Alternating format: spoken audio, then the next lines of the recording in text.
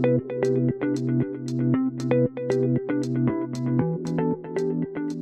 hey guys, we are back for another Beyond the Sermon podcast. I'm joined by Dr. Fullerton and Dr. McGowan. They got to preach yet another excellent sermon in our Thessalonian series. And we have an exciting Mexican staff lunch that we're all looking forward to. So we're a little bit tight on time today. So we're just going to jump right in here with our questions so we can get at it here. My takeaway from what both of you guys were preaching was the idea of encouraging others and how our own faith stories or other people's faith stories can encourage us, or we can encourage others when their own faith is diminishing or kind of failing. And I thought it was a great message in the sense of, I think we tend to ask ourselves, like, what's the story I want to tell at the end of my life? But we forget that our lives are intertwined with others. And so the story you're telling with your life could be an encouragement or the cautionary tale for somebody else, right? And so we hope for the encouragement one, not the latter. So my question is this: would you share a time when your faith was wavering? Because this might blow our viewers' minds. Even pastors have these moments, right? Share a time when your faith was wavering and someone else's faith encouraged you to hold on, to persevere, to stay the course. And then whoever wants to jump in first. Josh, can you say more about when you talk about faith wavering, what you're looking for exactly? Like when you say faith wavering, like we're about to walk away from Christianity, or we're just struggling in the moment? Either or. I mean, if it's struggle, it's kind of the dark night of the soul sort of moment where maybe the thought crossed your mind, I want to give up on this, or I'm tired of trying to pursue God. It doesn't seem to be playing out my way. Or if God's real, why does he keep doing this to me? Something along those lines. Maybe not, doesn't have to be apostasy necessarily. Yeah, because the reason I ask is because I know you sent the question out in advance, and the challenge for me to answer a question like that is that I can't. I'm like going back through till 1987 when I came to Christ. Is like, I don't know that I've ever had a moment where I was ready to walk away, like not from the faith. Now, to walk away from situations or be challenged by certain situations or have just really hard things to deal with in that moment. I've had a number of those. I've had a handful of those, certainly. But where it really was is like my faith is not sure whether it's going to keep going after this. I can't. I don't know, Zach. Maybe when you come at it as a second career, when you come at it as a when you weren't a Christian, then you become a Christian. It's like, man, it's I've said to multiple times, I haven't looked back to that with anything other than this is sort of central to who I am, and I haven't had that kind of doubt, doubts. I've had doubts about how to live it, or maybe I've had questions where it's been challenging how to. Like one example is that I had a situation with, and I don't really want to be too specific here, but it was a situation. It was a family situation that was really hard, and Seal and I weren't on the same page. And I'm talking with my pastor friends, and I'm really frustrated by the situation. And so I'm in it. That's kind of the dark night of the soul. And it wasn't between Seal and I, but it was about another family member. And this group of pastors that I was with said to me, John, they said to me what I really didn't want to hear, actually, which is that said, maybe God has you here because of this problem, not despite the problem. Maybe God has purposes for the people who are involved in this problem, that you're supposed to be there for that, and you're treating it like a disruption or like something that's making you uncomfortable or unhappy, and yet God's saying, I want you to be here for this and to walk through it. And as wisdom of good friends turns out, to be great counsel because it's exactly what happened. It's exactly what I needed to do, and the outcome of that was was very positive. But I was in a bad place. Yeah. So, man, that's I don't know if that didn't quite hit what you're asking there, but it's the one that comes to my mind. Yeah, no, and I think, suffering, extended periods of time of suffering. I think the way Paul says it was, I can't remember if it's him and Barnabas in particular, but that there was death in their soul, essentially. Like they were getting to the point of like, not necessarily apostasy by any means, but to the point where they only saw darkness. There seemed to be kind of a, is there any light here? And God, through people's stories, were able to kind of get them back off of that. And so, yeah, it's not even necessarily am I going to quit on my faith. It's just I don't know that I have any left. Right? I'm so battered and so worn out. But yeah. I'm out of gas. Yeah, Mm-hmm. yeah, definitely, And I think definitely. that's, I mean, I think that's what Paul's getting at to the Thessalonian church. He says right in the middle of that, the passage that we talked about this week, he said, in the middle, in the midst of all of our distress and affliction. And, I don't know that Paul was like ready to walk away from the faith. And I'm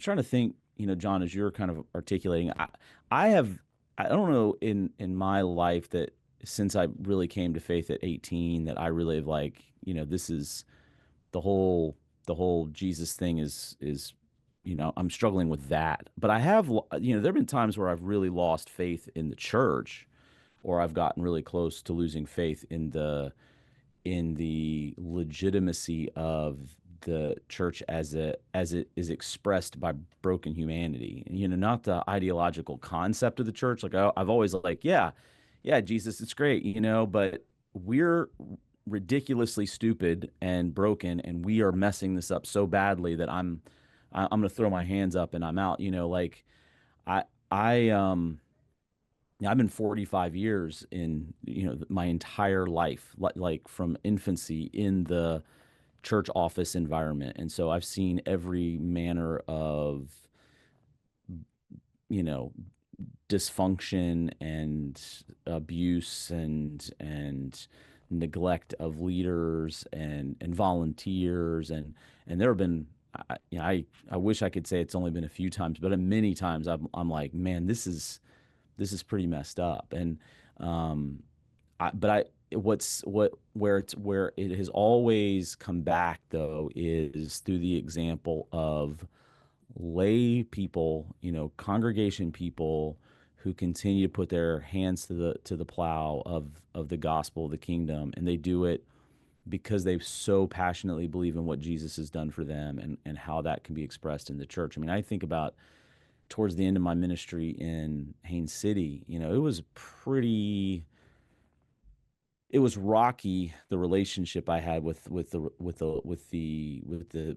elders, the other staff members, but God continued to flourish the ministry, because there were folks, and I could name names of people who they showed up, they prayed, they set up chairs, they cooked meals, they I mean, and they just kept at it and kept at it, and it wasn't because I was doing anything remarkably well.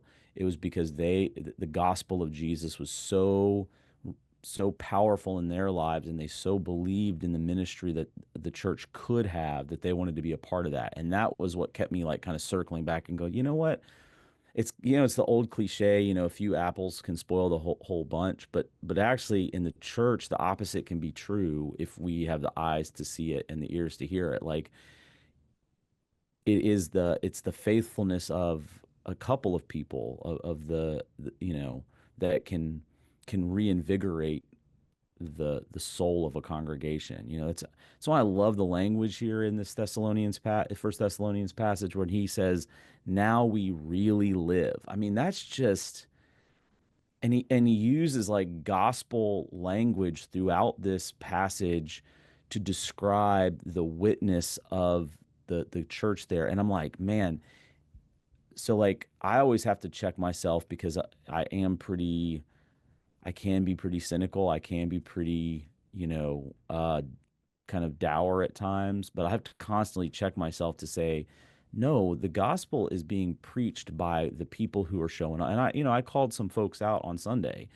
They much to their own chagrin that I did that, but I don't apologize for it, because they are a shining example of what it means to be, how's Eugene Peterson talk about his own ministry, what does he say? A long obedience in the same direction, right? Mhm. It's just this day in, day out kind of faithfulness. And that those are the time, those are the people that really keep me going and invigorate. Yeah, it does invigorate my faith in Jesus Christ, but more so it invigorates my faith in the work, the mission of Jesus Christ as it's expressed in the church.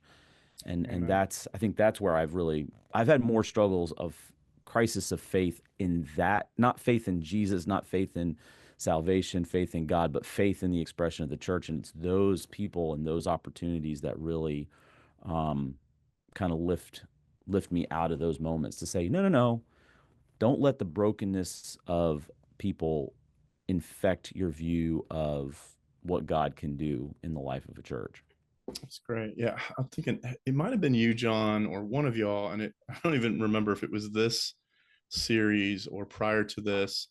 I thought one of y'all mentioned kind of there was an individual from World War II that took the stories of those who kind of survived Auschwitz or didn't, and basically highlighted that the ones who did manage to kind of make it through these kind of prison camps were those who held on to hope of some sort, a hope beyond themselves, whereas those who didn't really have much of a hope at all, they just kind of quit or gave up over time. I don't know if I feel like one of y'all maybe highlighted that at one point. And Yeah, so, there was a Stockdale principle. psychologist, psychiatrist. What was John? Do you remember his name? Well, it was the prisoner of war in Vietnam. They ended up calling it the Stockdale principle. That they Vietnam, okay. ones who did worst, the worst were the ones who had that we're going to get out by Christmas, and it didn't happen, and we're going to get out by Easter, and it didn't happen, and they just went into despair. The ones who did the best were saying, um, we may be here for a long time, and this may be a long Yeah, time, but we are going to hope like crazy and pray like crazy that we're going to get out. So they held the reality that they may be here and they may die here, but we're going to have yeah. hope nonetheless. Yeah. Yeah, and actually, I think Joshua, because when you said that, I have actually talked about the concentration camp. The guy's I just looked it up. I couldn't remember his name off the top of my head, but it's a book called Man's Search for Meaning, Yes. by Yeah. Viktor Frankl, Mhm. and he was actually a concentration camp survivor himself, but then wrote this book, talking about how prisoners in concentration camps, when they found meaning in their in even in the suffering, even in the middle of their affliction, they actually had more opportunity to see hope because of the meaning and the purpose. So it's actually a great book. I've Man's Search for Meaning is and it's pretty quick read, but it's a powerful statement. But yeah, it's very similar to the Stockdale principle there too, from prisoners of war in Vietnam.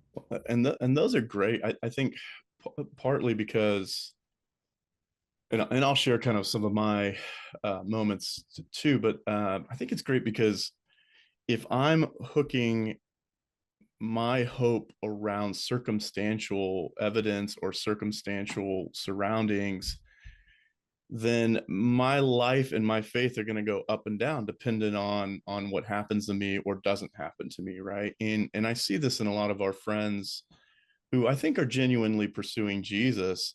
They just don't have it hooked on Jesus per se. It's um well, I'll walk on the water as long as the water's pretty calm, right? As opposed to, can I walk on the water when the waves are crashing and the storms are hammering? And so I think it's part of the maturing process of these refining moments in life really reveal, where is my anchor in my soul? Is it upon Christ and his promises in an eternal sense, or is it on the here and now and the circumstances and really I see God as kind of like a holy piñata that I tap with prayer and candy falls out of them, and I don't want to say that dismissively, because I think that's a hard lesson to learn, that I personally have learned several times. I'm with you guys. I don't, there's literally, I think twice in my Christian walk that the thought crossed my mind, is any of this real? And then for like 2 seconds, I was like, yeah, I've seen too much. Of course it's real. And then I kind of just moved on with my life. And I don't know what spurred those thoughts on, but there have been several times where I certainly had my hopes hooked on my future, or what I thought was supposed to be my future. And either Jesus or Satan or both, I don't know, combination, ripped that out from underneath my feet. And what got revealed was how much I wanted control and how absorbed I was in my plans, and instead of what God had planned for me. And this is a hard concept to know, that suffering might be a part of God's plan. Like, even though the enemy does it to me, God is going to utilize that to strengthen my faith, or at the very least realize how brittle it is. And so I've had those moments where I think two really big soul crisis moments of not walking away from God. I've seen too much and experienced too much. I cannot do that. That one's like, there's just no way. But I think obedience wise, to go, I don't want to try anymore. Or if obeying God means all this pain and all this suffering, then what's the point? Which, listen to what I just said, as if my obedience is contingent on, well, I did my part, you better do your part, right? And so that's just immaturity, of my faith. And so the irony is, those two times I did that, I did walk away from obedience, and it did not last long. God loves me so much, he brought me in yipping and yelling, kind of did the yank back with me in a way that got my attention. I'm very stubborn. And grab the pinata stick out of your hand. yes, he did. Yes, he did. Turned it And on one you. of the ways that gripped me the most was, it was like I ended up being disobedient and doing this, kind of living a sinful lifestyle, to be honest with you. And I hated it. I found no joy in it. I got all the things I thought I wanted or thought were going to make me happy. And it just, my life felt so colorless. It felt empty. It felt draining. And I'm like, how do people live like this? And I realized God in his goodness was like, okay, I'll give you what you want, and you'll see there's nothing to it. It's emptiness. And it just felt like all the colors of the world drained away. And that's when I was like, yeah, I'm not called to this. I'm called. And so I repented, and there was consequences on my end for some of my behavior. But yeah, that was probably, but with all that said, the times that I was really kind of going like, I'm gonna completely walk away from this and not come back, it was people in my life. I think of my buddy Mike Vonderow, who for some reason took me under his wing and mentored me, and was kind of like a quasi father figure for me for so long. I lived in his house for a while, and next door to him, and just poured his life into me. And I remember this shaky moment of like, is any of this real? What's the point of it? And I just remember thinking about Mike and his life and his kindness and his love, and going, there's no way to deny that. And that is Christ. And so it was his love and his way of living that made me go, no, this is real. God is real. I'm just getting hammered right now, or I'm just, I'm in the trenches, so to speak. And yeah, any time I've been through that suffering phase, it was always somebody's life lived well that went, no, because they're like Jesus and I see it in them, and I can hold on a little longer. If they're, if they can be like Christ, I can be like Christ. And I think that's what Paul's going through, is we need people of the faith to help encourage us. on the flip side, we get to be those people too, right? The way, and I'm not good at suffering, I'll be quite honest with you. I know I look like a big tough guy, but when it comes to suffering, I cave pretty quickly. I'm hoping for my Abraham moment, right? I cave, and then like the big moment comes, and I'm like, somehow I chose Jesus. No, that the way we suffer is an encouragement even to others, right? That our hope in the midst of our own suffering is a story being told to somebody else. And that's just, I mean, it's just so cool to see God redeem everything. So you guys kind of moved from that to talking about the idea of Paul praying for the local church, them praying for him, right? There's kind of a reciprocal interaction between the two. And I wonder, when we say the local church, I wonder if the majority of people think of like their cluster of friends, which is fine, you know. But you're talking about, you know, and to be fair, the local church was like 30 or 40 people, if not even smaller than that. Mm-hmm.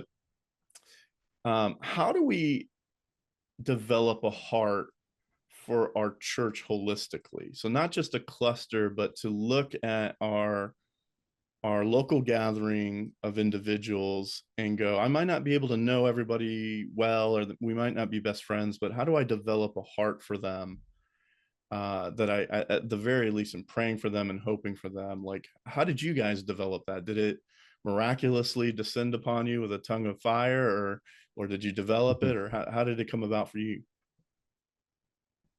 I mean, I will tell you, I mean, like I said, like I being in the church my whole life, but not being necessarily a follower of Jesus that whole time, it definitely took some development. And you know, in a congregation like ours, and I've you know, you, they're different. The different expressions of the local church kind of can change the answer to that, you know, because there are some.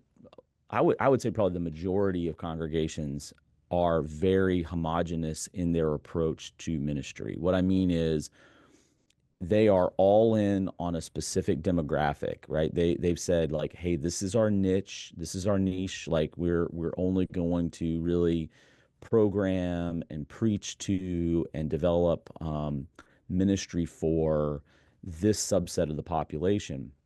And so what happens is the congregation all begins to look and talk and act and think exactly the same. And I'm not saying that in a shady way or whatever, but people that are outside that core demographic, if they're a part of that congregation, they're aware that, you know, like there are certain churches in our community where, you know, if you are over the age of 75 years old, over the age of 70 years old, or the age of 65 years old, and you go to that congregation, the expectation of you going in is not they're going to have a robust older adult ministry for me, because I'm not in that. I'm there because I want to for different reasons. Maybe my kids go there, grandkids go there, whatever, or I just want to be a part of a community that's like that.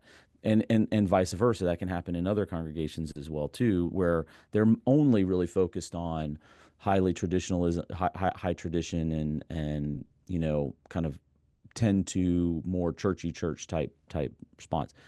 Our congregation, FPC Lakeland, my previous congregation, it was much more diverse in its approach. So, you know, trying to do a lot of different things, and that can create challenges to what you're talking about, Josh. Like where we get very much like, well, I'm in the 30 to 45-year-old demographic. I have, you know, children in upper elementary school, and so I only really care about my circle and the programs and ministries that are serving me. And even saying that out loud, you can hear like that's a very self-serving, selfish kind of mindset. But the opposite can happen too. Well, I'm over 75, I'm retired, my life, you know, begins and ends on the golf course. And so I'm only going to care about and support ministries that serve me, which is again very selfish kind of mentality. The challenge, and I think John and I have talked about this quite a bit. Our job and what we have to communicate to the session is no. We are here for the whole congregation, and our role to make and mature disciples of Jesus Christ, our mission is to help the congregation have that same mentality, that that we are supposed to be a diverse population. We are supposed to have a diversity of ministries and programs, because we think the local congregation, and again, I'm not trying to put shade on any other churches that do it differently, but we think congregation that aims for more kind of a broader view of ministry is going to more completely represent the kingdom of heaven than not. And so for me, a development of love outside of the demographic that I'm a part of, and I'm uniquely, my circle, is being around and really making an intentional effort to be around the older population, be involved in their ministries, be involved in their worlds, show up, to the things that light them up, making sure I'm developing relationships with the older population, or on the opposite end, because I'm not a young, it dawned on me a few years ago, I'm not a young adult anymore, and that really bummed me out. That that I'm now middle aged, and but so I have to really make an effort to, reach out to the 20 somethings that are not in my kind of wheelhouse, but also saying God is doing amazing things in their lives. And so there's something powerful there, and really encouraging the lay leadership, our elders and our staff, to say, yes, you might have a particular area of interest or responsibility, but it's not in isolation of the whole. That development really does do amazing things. So, yeah. That's good. Yeah, my answer would have been along the same lines. I'm just going to maybe just add some texture to what Zac was saying, because I do think it's a matter. I do think it's a selfishness that is not intended, of course, but it's there. The question itself that you're asking, Josh, is a question that almost can almost be self-answering, if you just ask the question. How can you have a holistic view of the church? Oh, I don't have a holistic view of the church. Well, what is the holistic view of the church? Well, the holistic view of the church is maybe there's more to the church than just me, and maybe my little window of perspective here, and so there is a part of selfishness, which there's the part built into the question, but there's also I think a healthy biblical theological reflection that goes along with, that gets you to the answer, which is, for whom did Christ die? And was it just for this narrow demographic that he died, or does it actually broaden? Does it include everyone? When the church is called the bride of Christ, who's that for? Who is that for? And partly it's just your question, asking to have a holistic view of the church, says try to see the church not from my perspective, try to see the church from God's perspective. And if we see the church from God's perspective, what we're going to see is way more than you. We're not only way more than you in your age range, but also in your nationality, and where you live in this world, how you think in this world. You just think about the diversity of people types in this world. Think about the diversity. Zac, what's the term? The neurodiversity. Yeah. Mm-hmm. So just think about the diversity. Yeah, that's right. Yeah, neurodiversity. Abilities. Cognitive abilities, any number of ways. And again, the question is, for whom did Christ die? And I think that's a great exercise. It'd be a great, we maybe save it for our last section there. There'd be a great thought exercise to say, all right, for whom did Christ die? Yeah. And then pair that with, who do I think about most when it comes to in the church? And could it be that my sense, by the other rumbling around my mind as Zac was describing, that was one of the great metaphors in my mind of what the church is about, is the metaphor of the Thanksgiving dinner table. And Thanksgiving, who gathers for Thanksgiving? Family and friends, friends who are like family friends. Family gathers together. Well, who all gathers? Well, the babies are there, being taken care of. and all the way up to the oldest, oldest member of the family. They're all there. What are we trying? What are we doing? We're all gathering around a common, a thing, a common purpose of being together to be grateful for our nation. In that case, I think the church is very similar to that. It's that the idea is that we're all in this. The gathered theme is around the person and the work of Jesus Christ, and for whatever differences there may be between me and the person next to me, the one thing that is rock solid, Zach, we talk about this pretty regularly in the membership class. Josh, you're starting to be a part of those regularly now. Is that the only thing we really care about, the only thing that ultimately matters, the only basis for membership in the church to begin with, is what's there. What do we believe on the inside? Yeah. And when people stand up, as they did, 15 of them did this weekend, and just say, I believe that Jesus Christ is my Lord and he is my Savior, then we're like, we're good. That's it. We are one now. We are, and you're part of this particular expression of it, but you're part of the church. So the image of family and the idea, just like a Thanksgiving family, we gather around this family, this church family, and there is a oneness about us, even though there's diversity in us. Yeah. Zac, you've mentioned a couple times how your calling in particular is to a people, not to necessarily a ministry. And that's been kind of looping in my head recently, in that I think the answer for everyone in a local church is the same, or should be the same, right? Which is, I'm not called to a style of church, or I'm not called to a type of worship in a church, or a type of preaching, or kids ministries, or what have you. I am called to a local people, and it's hard with churches being the size that they are. How do you even know how do you know you've been called to a people until you've spent some time with them? And so that's been kind of looping in my head. I think part of it is, when I started getting into ministry, I have a pretty broken family growing up. And so Thanksgiving was not a fun time. It was usually a bunch of strangers that we didn't really know, or there was going to be an argument, or we just had an argument prior to them showing up, sort of thing. And so unfortunately, my background, I didn't have a lot of opportunities to long for family get-togethers, because I quite frankly felt like I want to get away from them.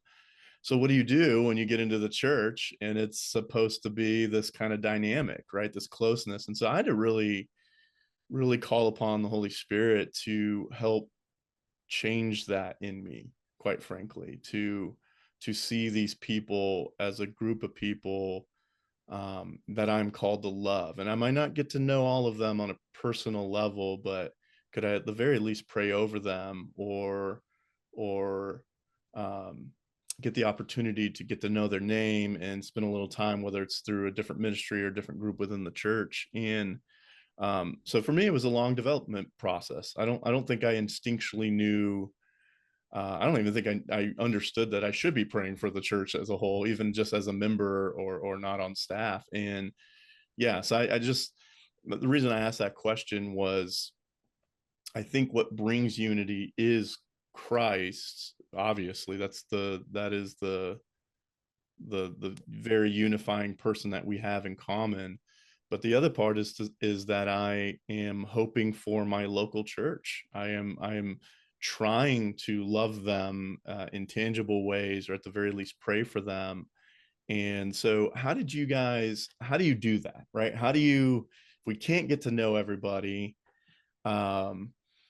by name or by story, how do you love them, or how do you pray for them? Where do you guys start? What are your kind of rhythms? Okay. Let me just say that part of the challenge of getting to know even more people in the church is the challenge of willingness. One of the things that could happen in the church, you're asking your questions about the holistic view of the church, and how do we understand the church and participate in the church in a broader way. One of the things we can do is we can take some responsibility for that. For example, how many people sit in the exact same place every Sunday? I mean, it's weird for us when we're on the platform because we're not, if somebody moves to a different place, we're not used to seeing them in a different place. We sometimes think they're not there. And then later on, we're like, "Oh, there they are back in Vine. It's even harder because they're back in the dark corner and we don't see them. But imagine that, and I'll give Seal credit for this because we don't get a chance to do it because we're on the platform. But Seal pretty regularly moves around the congregation. She tries to sit in different places, and I'm thinking mostly in classic right now. Um, and part of the motivation for that is just getting to pursue people who are outside of our normal circle. And that's a pretty low hanging way that people could do that to really begin to know who else is part of this congregation. Just like serving in places that maybe we're not serving, doing that, and then finding some kind of serving that's going to take me outside of that same thing, outside of that same normal circle that I find themselves in. Pretty soon I'm serving on something that's taking me to a committee meeting, for example, made up of people from all ages and all parts of the church. Things like that. Just serve where, well, just going out and serving like that. That's another way of doing it. And I do like what you said. Part of that goes with that is that as I sit next to someone, as I sit in the committee with someone, as we have a little chat before or after, team meetings or whatever they are, I'm going to listen to your story. Now I'm going to know you as a person, and I'm going to try and start connecting you with your right family members and all those things that happen when you get to actually build a friendship. Just think that for most of us, we could do more of that. Yeah. We could do more connecting, and the only way we're going to do this is take some intention, be really intentional about it. That's great. That's good. Yeah, and I think, I mean, you look at the pattern of the early church. I mean, I think a lot of the local churches in places like Ephesus or Rome, especially when they were after they were planted, they were house churches, 30 people, 40 people. But at the very beginning in Jerusalem, post Pentecost, that first sermon of Peter yielded 3,000, and then they ended up with several more thousand. Like, so what was their pattern? Their pattern was they were committed to show up together, to be under the apostles' teaching, to the breaking of the bread and the prayers. So I think for me, it's a little bit of an easier ask for people like me and John, because that's all we were supposed to do all the time. Is just to get to know as many people as we can and try to develop that. That becomes a challenge. I do think I try to follow a similar thing where I won't sit in the same, in Vine especially. It is easier because in Classic you're on the platform and you're on the platform from the beginning of the service all the way through, where in Vine not necessarily. So I'll sometimes be in the front, sometimes I'll be on the side, and sometimes I'll be in the back to kind of just see who the latecomers are and kind of get kind of put eyes on people I don't normally see, so that afterwards I can make kind of a beeline to them. But I think, what John said is really is the answer to the question. It's shift up your patterns a little bit and don't be afraid to ask for the next level of relational kind of depth, which might be an invitation to lunch or to coffee, or to some sort of and when we have things like potlucks, finding different people to sit with. When we have church events, kind of moving around to where you can actually have conversations with people. So but I think it takes intentionality. Yeah. It takes effort. You'll see, I think, like the last potluck, I mean, John and I kind of we call it, how you say, it sounds bad, work the room. You do that in corporate world as well too, but we kind of follow each other like in this kind of pattern around the room, so that we're at least one of us is getting in the vicinity of nearly every single person we have an opportunity to talk to them. And when we see a need that's greater, at least for me, when I see a need that's greater, I try to make a mental note, and then I'll pull out my phone like 3 seconds later and make a physical note to follow up with that person. but it takes a lot of intentionality to do that. So that's what people have to be intentional to say, I'm going to try to get to know others in the congregation so I know how to best pray. And it could be one of the things, we have a published prayer list. At the very least, I would say to people, bring that prayer list home. And if you don't know the people's names, get familiar with the people's names and just be praying for them, because that will shift your mentality. I mean, it will shift your mentality to the wider congregation. You'll realize that people are going through some stuff. If I'm going through some stuff, I'm not alone. There are other people going through some stuff too, and they're a part of the same community as well. Yeah, I think that's great. I think also I try to and this might, when you're on staff, you by nature, like you guys were mentioning, might have a hyper awareness of this. But I even try to look for people who look out of sorts or kind of like intimidated, or they're hugging the wall a little bit. And if they're giving me like a don't bother me look, I won't bother them.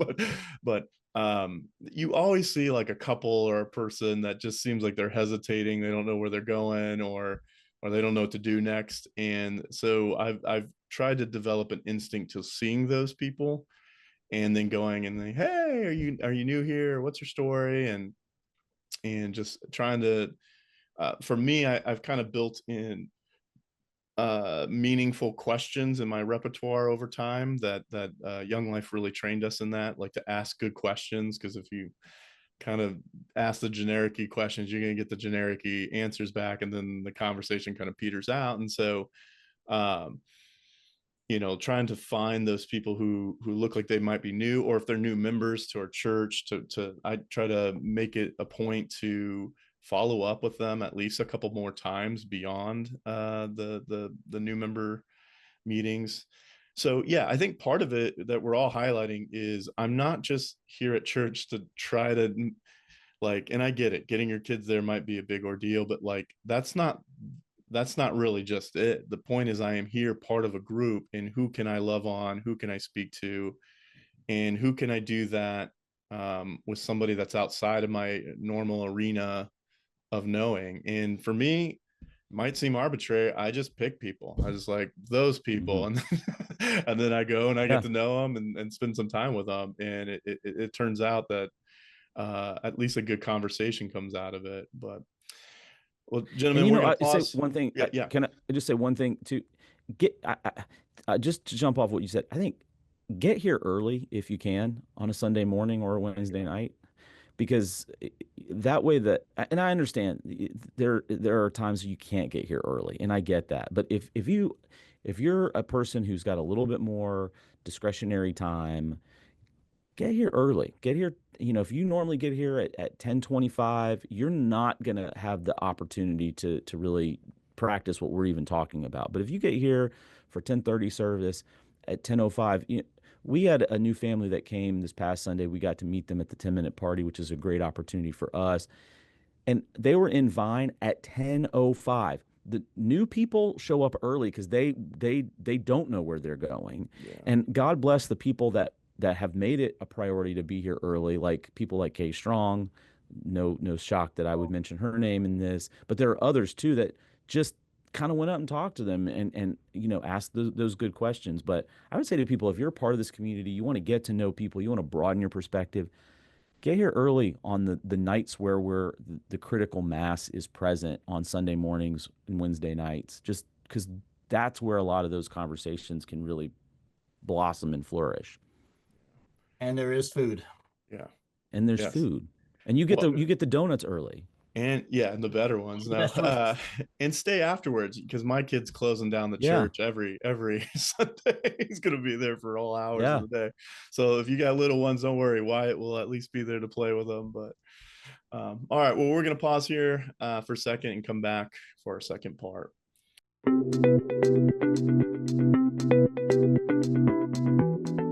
All right, guys, we're back.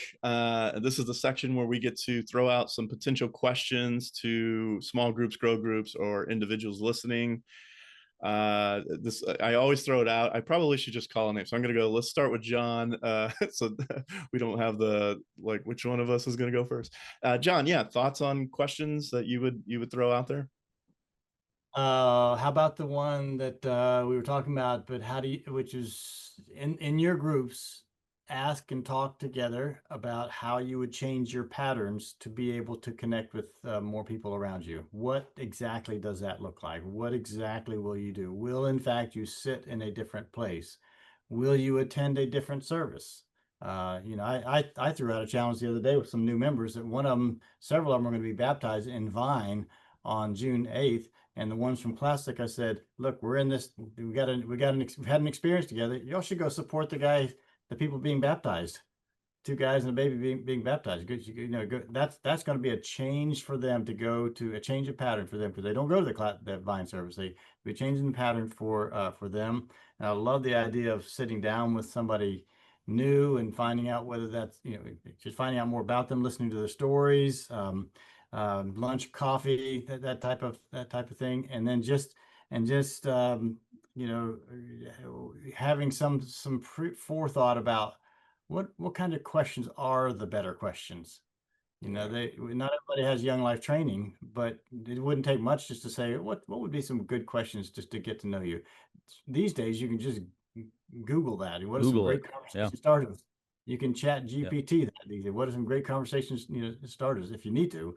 Some people will write that for everybody else because it's so natural for them. And then just the other thing is, how do you think about the church? So that's one series of questions. Series of things is like, what kind of things can I do to connect with more people in my own church? Sitting in different places and all. The other one is like, what do I think about when I think about the church? Do I see the church as the bride of Christ? Do I see the church as the one global, the invisible church, the visible church? Do I see the church holistically? If you're going to ask me to think about it holistically, do I see it that way? Do I see a healthy, I mean, I heard you said, Josh, a healthy image of the Thanksgiving dinner? Do I see it that we could be that? In that kind of place where all can come and all can be loved and all can be valued. And so there's a couple of ones. Just talk about the image of the church as a family gathered for Thanksgiving dinner. Mhm. Yeah, and I'd go.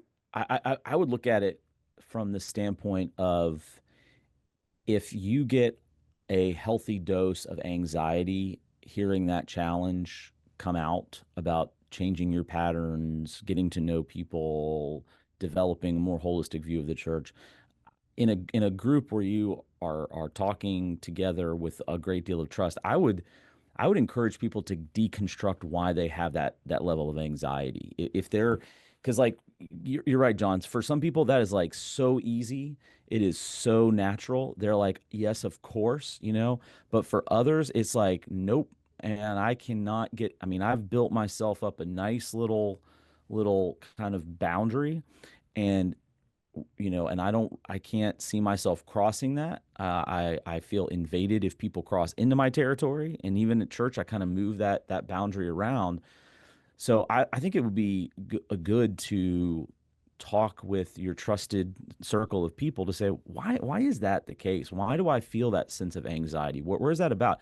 Is it, like to your point, Josh, like, is it because I have some past kind of trauma, and how can I, instead of staying stuck in that trauma, how do I pray through that, work through that, talk through that, and give myself like maybe not the whole, I'm going to be, K strong, going out and talking to every new person that I can see, like kind of challenge, but like, how am I going to kind of grow one step, just one step, not the whole shebang, because like to just challenge that anxiety a little bit, because I do think there are a lot of people, and want to say this too, like if you've been burned hardcore by churches and you've been burned and you're stepping into FPC or you're stepping into another church and it is scary just to walk in the building, then just work through that. We're here for you. Like there's no judgment or shade.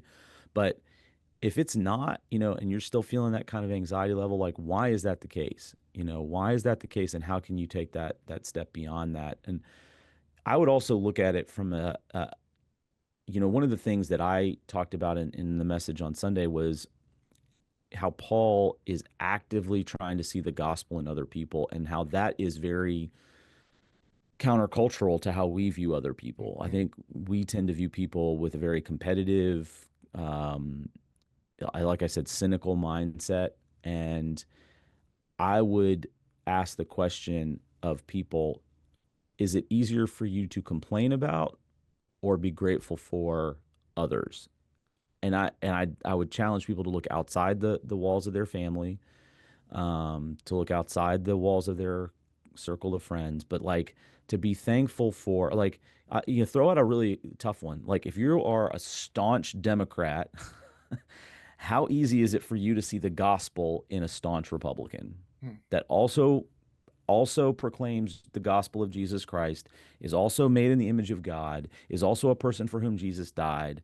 How easy or difficult is that? And if it's really difficult, like, why is that the case? Because you're not going to develop a holistic view of the church, especially a church like ours, which is has a wide range of ideologies here, political or otherwise.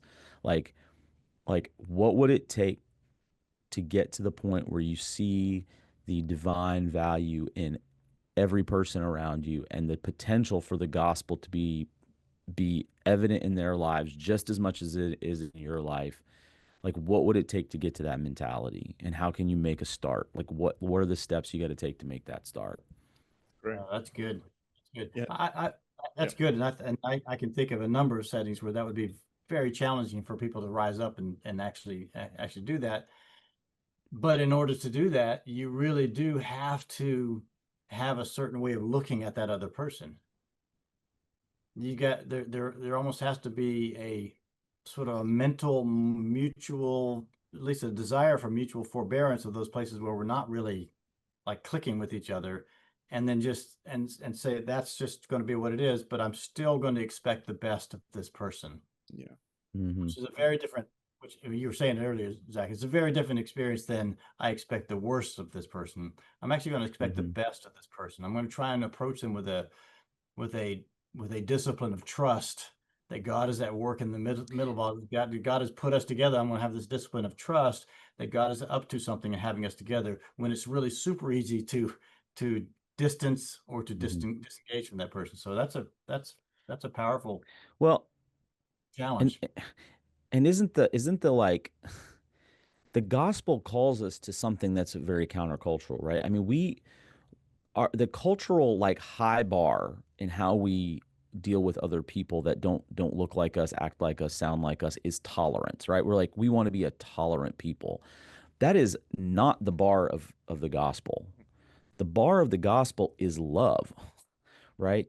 And if we're not even like, so many followers of Jesus don't even shoot for tolerance when it comes to people they disagree with in the church. Like, they don't even shoot for tolerance. And it's like, man, we're I mean, what does Jesus say in John 13? People are going to know you by how you love each other, not how you tolerate each other or how you can kind of like avoid each other. And love is a very complicated kind of thing to work out when you don't agree and when you don't like people, which is not the standard. We're supposed to love our enemies. We don't necessarily have to like our enemies, but we're supposed to love them.